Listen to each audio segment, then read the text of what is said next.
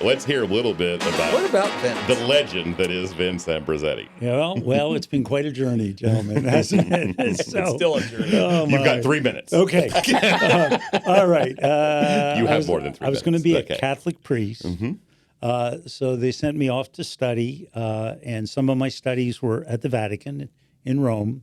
And I was sitting in a piazza, and I decided that, at least for me, celibacy did not make sense. Okay, so I cannot imagine. No, I can't. So in that we are all, the three of us, married Yes. with children, and the joy of our lives are our families, right? Amen. You understand why I thank God every day that I made that decision. Now I still do work in faith and publish Christian music, or what we call sacred music, and most of the music I publish is scripture set to song, which I think is the most powerful way of doing it. But I travel the country giving talks to Catholic priests. I've given sermons in Church of Christ parishes. Christ. You got to say it like Southern. that. Like a Okay. Southern. Give Church that of Christ. that, And did my theological studies at that very, very, very, what some call the real Holy Land, which is in South Bend, Indiana.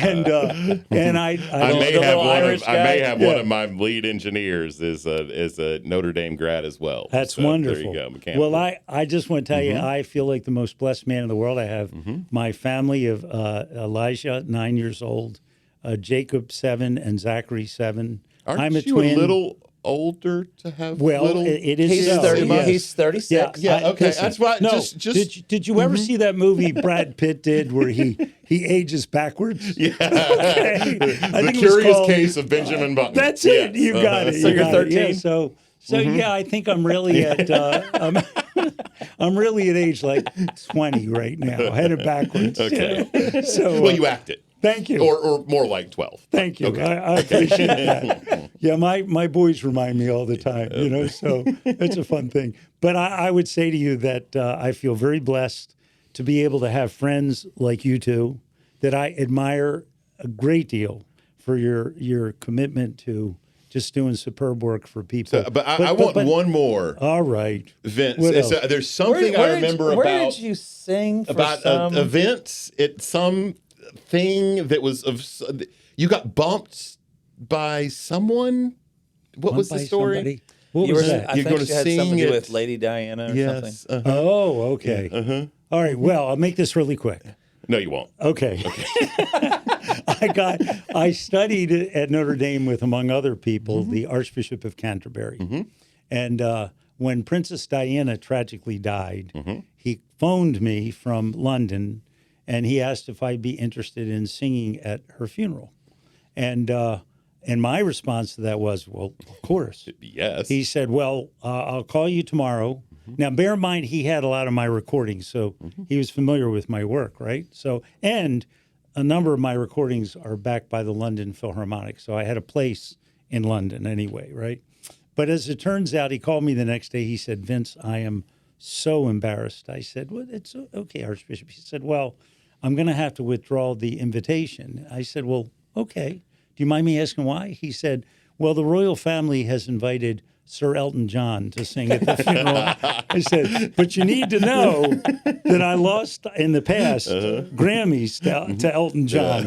So he and I have a history together. Okay? And he Not the wins kind of every history time. that I wouldn't want to have. Or the Just kind of the history history. glad you don't have. Exactly. With Sir Okay. Elton John, But yes. but like 4 days later, I was called and telegrammed by the sister that was taking place of Mother Teresa, who had just passed away, and informed me that it was Mother Teresa's wish that I sing a song I had written called "Sanctuary" at her funeral in Calcutta. Which is amazing. Isn't it incredible? amazing. It still gives me chills even to tell you, because that trip there was mind-boggling. There were funny moments, like I had a Greek Orthodox bishop in a car with me, and they wear those big headdresses, and in order to ride in the car with us, he had to hold his head sideways to be in the car, and then we had the president of Albania. When we get up to the arena, I had my invitation,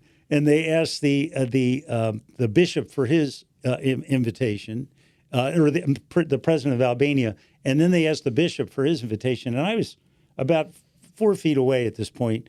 And he pointed to me and he said, "I'm with him." And they let him in. I'm with that guy. So I get up to the music area, and there's this 85-year-old nun with a little tiny Casio keyboard. And she said, "Did you bring your music?" And I said, "Well, sister, actually, is that what I'm playing?" And she said, "No, that's what I'm playing." And I said, "Oh."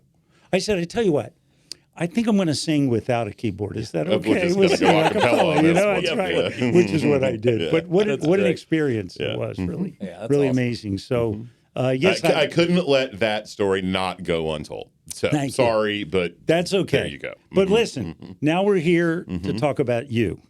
And thank you for introducing me, but I'm having a blast interrogating you. I mean, I'm sorry, asking you questions. That's okay. We don't So mind. It feels appropriate. Okay.